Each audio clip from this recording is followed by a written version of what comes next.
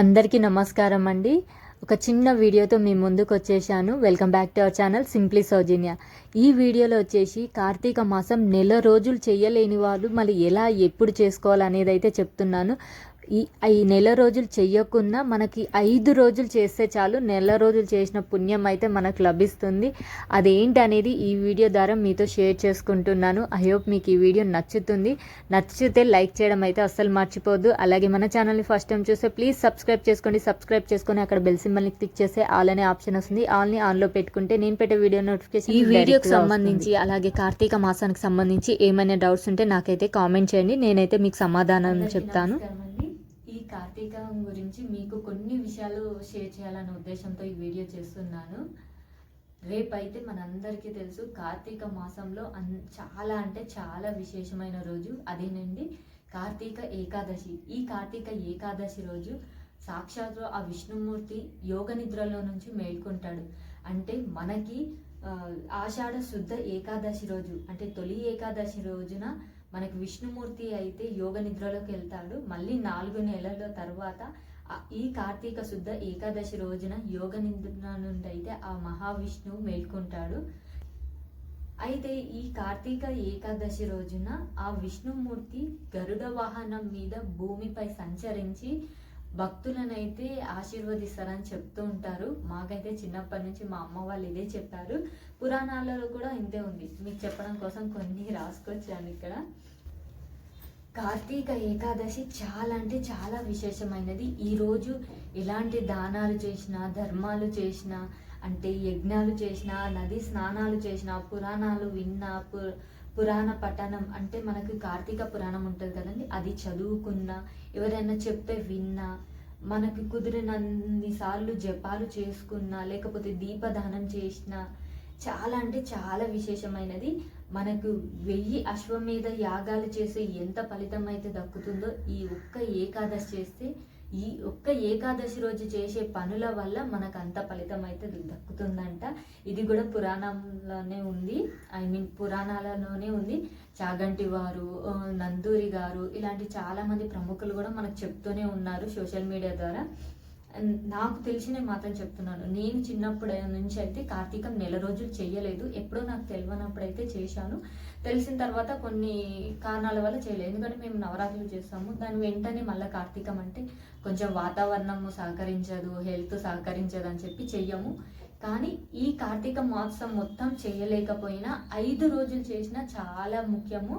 అంటే నెల రోజులు చేసిన ఫలితం అయితే మనకు దక్కుతుంది. ఏంటంటే కార్తీక ఏకాదశి నుంచి స్టార్ట్ చేస్తే కార్తీక పౌర్ణమి వరకు ఈ 5 రోజులు చేసినా చాలు, మనకు చాలా అంటే చాలా మంచిది. నేనైతే ఈ 5 రోజులే చేస్తాను. కానీ కార్తీక ఏకాదశి చెయ్యాలనుకున్న వాళ్ళు నియమం ఉంది దానికి. ఏంటంటే మనము దశమి ఈ రోజు అంటే ఈరోజు శుక్రవారం కదా, ఈ రోజు కూడా తలస్నానం చేసుకొని, అంటే దశమి రోజు తలస్నానం చేసుకొని బ్రహ్మచర్యం పాటించాలి. ఒక్క పూట భోజనమే తినాలి. అంటే మధ్యాహ్నము అన్నం తినేసి రాత్రికి ఏదన్నా లైట్గా అల్పాహారం తీసుకోవచ్చు. మళ్ళీ తెల్లారి ఏకాదశి కదా, ఏకాదశి రోజు మాత్రం ఉపవాసం ఉండాలి కంపల్సరీ. ఏకాదశి చెయ్యాలనుకున్న వాళ్ళు మళ్ళీ నెక్స్ట్ డే ద్వాదశి ఉంటుంది. మనకు ద్వాదశి గడియలు అనేవి మనకు ఉంటాయి. ఆ గడియల లోపే ఒక్క పొద్దు అనేది విడాలి. అదేనండి ఉపవాసం అన్నది వదలాలి. ఏకాదశికి సంబంధించిన ఉపవాసం. ఈ ద్వాదశి రోజు కూడా చాలా మంది తులసి కళ్యాణం చేస్తారు. ఆ కార్తీక దామోదరునికి తులసి కళ్యాణం చేస్తే చాలా మంచిదంట. ద్వాదశి రోజు చాలా మంది చేసుకుంటారు. కుదిరితే మీరు చేసుకోండి. నేనైతే ఎప్పుడు పౌర్ణమి రోజే చేస్తాను కాబట్టి ఆ విష్ణుమూర్తి కటాక్షంతో మళ్ళీ పౌర్ణమి రోజే చేసుకోవాలనుకుంటున్నాను. సో దానికి సంబంధించిన ఏర్పాట్లు కూడా చేసుకుంటున్నాను. సో అదే పనిలో ఉన్నా. ఈరోజు ఇంకొకటి, మనకు దశమి రోజు నుంచి అయితే ద్వాదశి వరకు నియమాలు పాటించాలి కంపల్సరీ. ఏకాదశి చేయాలనుకున్న వాళ్ళు తలస్నానం అయితే కంపల్సరీ చేయాలండి. తలస్నానం చేసి తలకు మాత్రం ఈ 5 రోజులు చేసే వాళ్ళు అయితే ఆయిల్ పెట్టుకోకండి. ఈ ఏకాదశి ఒక్కరోజు చేస్తాం అనుకున్న వాళ్ళు ఈ రోజు నుంచి నియమాలు పాటిస్తూ, అంటే భూశయనం చేయాలంటే పరుపుల మీద, బెడ్ల మీద పడుకోకుండా ఏదన్నా మ్యాట్ మీద పడుకోండి. తలస్నానం అయితే కంపల్సరీ అని చెప్పాను కదా. భోజనం కూడా ఒక పూటనే భోజనము రాత్రికి చేయదు. మీకు వీలైనంత సాయంత్రం పూజ చేసుకోండి. ఈ దశమి రోజు సాయంత్రం పూజ కూడా చాలా విశేషమైనది. నెక్స్ట్ డే కార్తీక ఏకాదశి రోజు కంపల్సరీ అయితే దేవుళ్ళని క్లీన్ చేసేసుకోవాలి. ఈరోజు శుక్రవారం వచ్చింది కాబట్టి నేనైతే దేవుళ్ళని క్లీన్ చేయలేదు, రేపు మార్నింగ్ క్లీన్ చేసుకుంటాను. శుక్రవారం దేవుళ్ళని కదిలేయద్దు కదా, సో అందుకోసమని మీకు కుదిరితే రేపు మార్నింగ్ చేయండి. ఒకవేళ దేవుళ్ళని క్లీన్ చేసుకోమనుకున్న వాళ్ళు, అంటే నేనైతే చేసుకుంటానండి, మీకైతే చెప్తున్నాను, రేపు మాత్రం తెల్లవారు జామ కాకముందే అంటే బ్రహ్మ ముహూర్తంలోనే తులసి పూజ అనేది చేసేసుకోవాలి. ఏకాదశిది అయితే అంతే ఉంటుంది. కార్తీక మాసంలో ఎవరైనా సరే మబ్బుని స్నానాలు చేస్తారు కదా, సో ఏకాదశి రోజు విషయానికి వస్తే మాత్రం ఏకాదశి రోజు మీరు తొందరగానే లేచి తలస్నానం చేసుకొని ఇంట్లో పూజ చేసేసుకొని మీ శక్తి కొద్ది ఎంతవరకు చేసుకోగలుగుతారో అంతవరకు చేసుకొని దేవాలయాలకు వెళ్ళండి.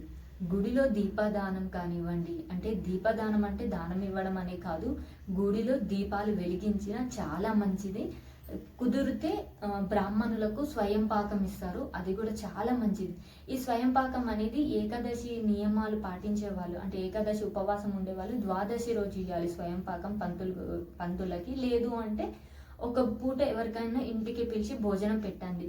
లేదు ఇంటికి ఎవరు వచ్చే వాళ్ళు ఉండరు అనుకుంటే మీకు ద్వాదశి రోజు మీ దగ్గరలో ఉన్న గుడికి వెళ్ళి ఆ బ్రాహ్మణులకి అయ్యగారికి మీకు వీలైనంత, అంటే వాళ్ళకు ఒక్కరోజు భోజనానికి సరిపోయే వస్తువులు, బియ్యము, పప్పు, చింతపండు, కొంచెం బెల్లము, శనగపిండి, గోధుమ పిండి, ఏవైనా కూరగాయలు, టమాటా, ఆలు, వంకాయ, ఏవైనా కూరగాయలు, కొంచెం నూనె లేకపోతే నెయ్యి, అలా ఒక మీకు కుదిరితే ఒక జాకెట్ బట్ట, అలాగే ఒక కర్చీపు లేకపోతే అయ్యగారికి కండువ లాగాను, అందులో కొంచెం దక్షిణ ఇచ్చి స్వయం పాకం కూడా దానం ఇస్తారు.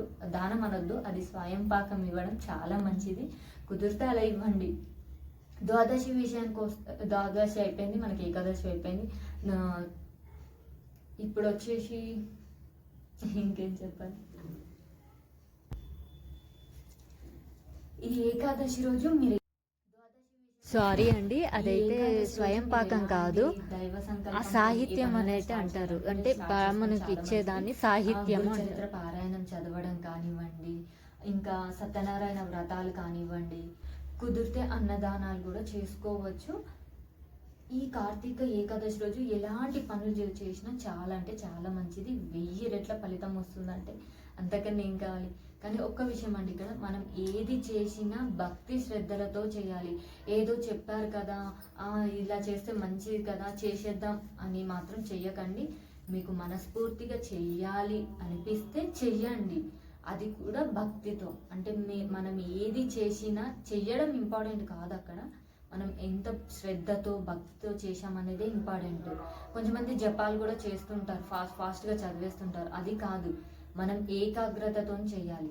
అది పూజ కానివ్వండి, జపం కానివ్వండి, ధ్యానం కానివ్వండి, ఏదైనా మనం ఏకాగ్రతతో చేస్తేనే అది మంచిది. కొన్నిసార్లు తొందరగా మనకు ఏకాగ్రత అనేది రాదు. అంటే ఇప్పుడు ఎగ్జాంపుల్, మనం జపం చేస్తున్నాం అనుకోండి, ఏవో ఆలోచనలు వస్తుంటాయి. ఆ ఆలోచనలను అధిగమించి జపాలు కానీ ఏవైనా చేస్తే మంచిది. ఇంకొక విషయం చెప్పడం మర్చిపోయానండి, మనకు ఏకాదశి శనివారంతో కలిసి వచ్చింది. అంటే ఈ శనివారము ఎవరన్నా 7 వారాల వ్రతం చేయాలనుకున్నా, అంటే ఈ మధ్య చేస్తున్నారు కదా చాలామంది 7 శనివారాల వ్రతం, అలా ఎవరైనా ఫస్ట్ స్టార్ట్ చేయాలనుకుంటే ఈరోజు చేసుకోవచ్చు, చాలా మంచిది. ఏంటంటే ఏకాదశి అంటేనే చాలా మంచిది, అందులో శనివారం కలిసి వచ్చింది కాబట్టి శివకేశవులకి ఇద్దరికీ ఎంతో ప్రీతికరమైన రోజుగా చెప్పుకుంటారు ఇది. కాబట్టి ఉదయం తెల్లవారు ముందే ఆ శివయ్యకు మీకు కుదిరినంతలో పూజ చేసుకోండి. సాయంత్రం ఏమో విష్ణుమూర్తికి, అదేనండి వెంకటేశ్వర స్వామి కానీ, కృష్ణుడు కానీ, రాముడు కానీ, ఉదయం వాళ్ళకు శివుడికి బిల్వపత్రాలతో పూజ చేసుకోండి. లేదు మా దగ్గర లేవు అంటే అభిషేక ప్రియుడు అంటారు శివుడు, మీ శక్తి కొలది. పంచామృతం ఉంటే పంచామృతంతో చేసుకోవచ్చు, లేదు అంటే కొన్ని నీళ్లు పోసి అభిషేకించుకున్న చాలు, తృప్తి పడతాడు శివయ్య. సాయంత్రం సంధ్య వేళలో ఆ విష్ణుమూర్తికి పిండి దీపాలతో అయితే దీపాలు పెట్టుకుంటే చాలా మంచిది.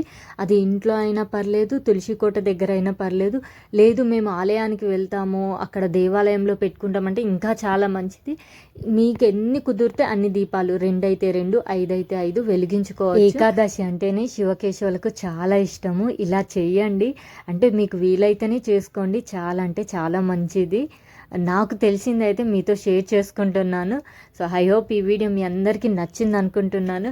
నచ్చితే లైక్ చేయడం అస్సలు మర్చిపోద్దండి. మీ లైక్ అనేది నాకు చాలా సపోర్టెడ్గా ఉంటుంది ఫర్దర్ వీడియోస్ పెట్టడానికి. అలాగే నా ఛానల్ కూడా కొంచెం గ్రోత్ అవుతుంది మీ లైక్స్ వల్ల. ఇంతేనండి ఈ వీడియో. మళ్ళీ కార్తీక ఏకాదశి నేను ఎలా చేసుకున్నానో ఆ వీడియోతో కలుసుకుంటాను. ఈ వీడియోలో ఏమైనా తప్పు చెప్పుంటే క్షమించండి. ఉంటానండి.